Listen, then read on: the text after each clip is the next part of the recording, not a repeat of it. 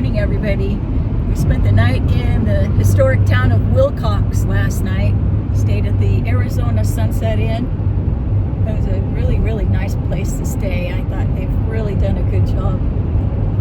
Yeah, that was real nice place, 5 stars. Yeah, and breakfast was great. They had actual cooked your breakfast for you in the morning. So we're probably going to stay there again when we come back through here. But we're back on the road and we'll be en route to White Sands today to go to the Missile Range and National Monument. National Park. National Park. Sing, won't you sing with me? Walk through the rain with me. Get soaked to the skin, feel free. Shut the world out. Let's hang out. The whole room lit up with warm, sunny rays. Tonight we'll turn minutes into days, and nothing's gonna make me look away.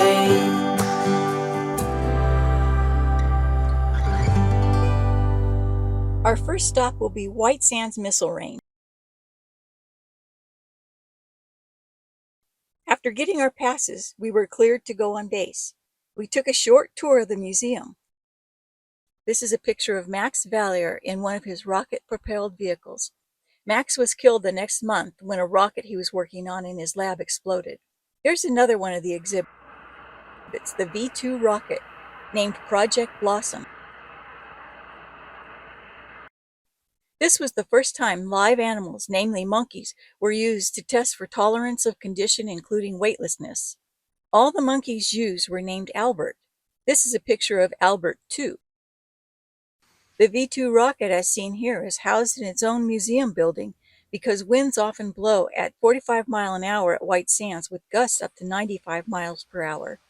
The temp's over 90 degrees in the summer. This leads to rapid deterioration of paints, vinyls, and even metals. That's why they keep one of their most important artifacts here in its own building. On the outside of the museum is a missile park, which has more than 50 missiles and rockets that have been tested at the White Sands Missile Range. Many of these missiles are pointed skyward, which definitely makes you think that they're ready to be fired.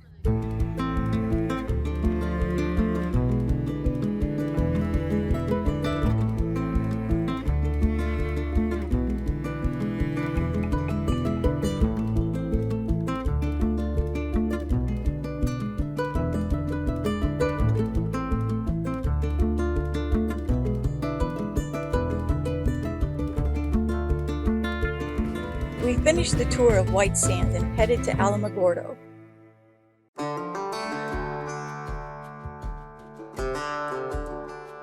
Alamogordo was founded as a company town to support the building of the El Paso and Northeastern Railroad, a part of the Transcontinental Railway. At first, its main industry was timbering for railroad ties. The railroad founders were motivated to find a major town that would be able to sustain itself after the railroad was completed.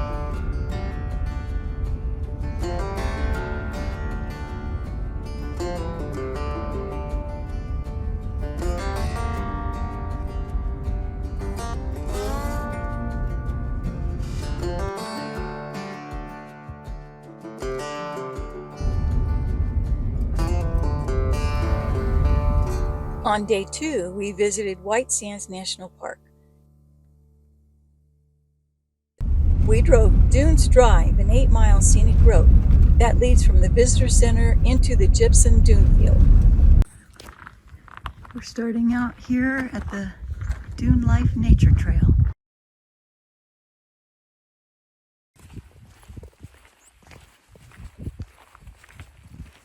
The powdery white gypsum dunes not only look like snow, they behave like it as well.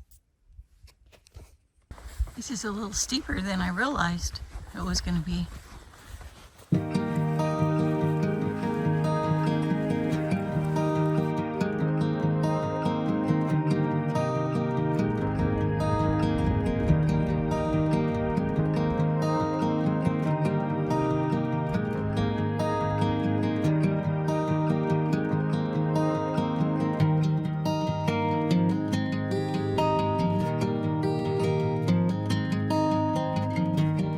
I just want you to go on to the top up there and I'll get a picture of you. Can you make it? You sure?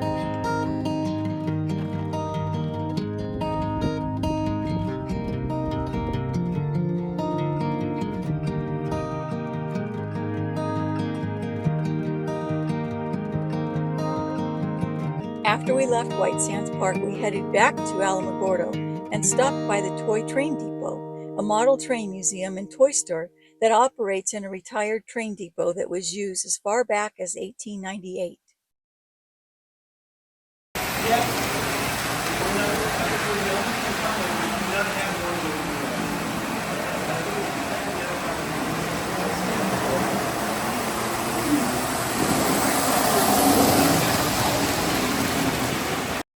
Alamogordo is associated for its connection with the first explosion of an atomic bomb known as the Trinity test. The fastest man on Earth was from Alamogordo, Dr. John Stapp. The fastest man on Earth scorches down a metal track aboard a spectacular rocket sled at Holloman Air Force Base, New Mexico, in the first of a series of tests of pilot safety equipment. The speed of 421 miles an hour attained by Lieutenant Colonel John Stapp may be doubled before these tests are over, but it's already the fastest ever traveled by man in any ground vehicle.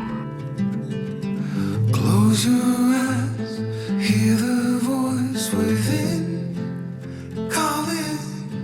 You got the white knuckles holding on it tight, keeping your feelings bottled up inside. Breathe in, breathe out. Hey, come alive.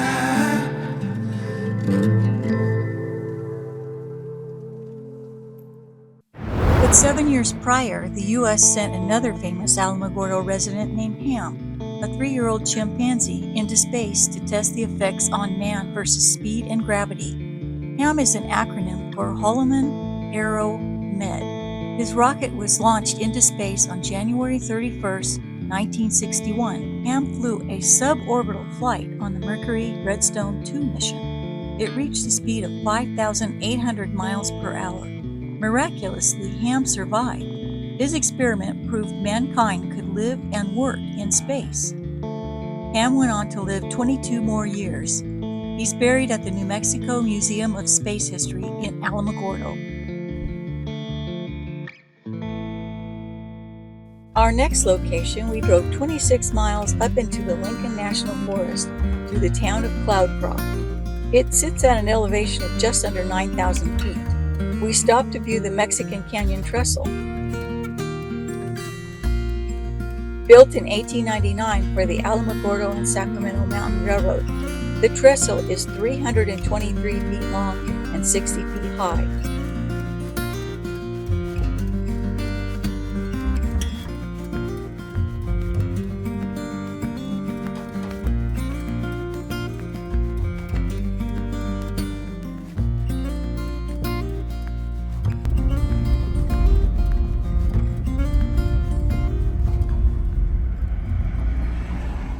We then took a hike to the Devil's Elbow Overlook and could see some of the old timbers from the railroad.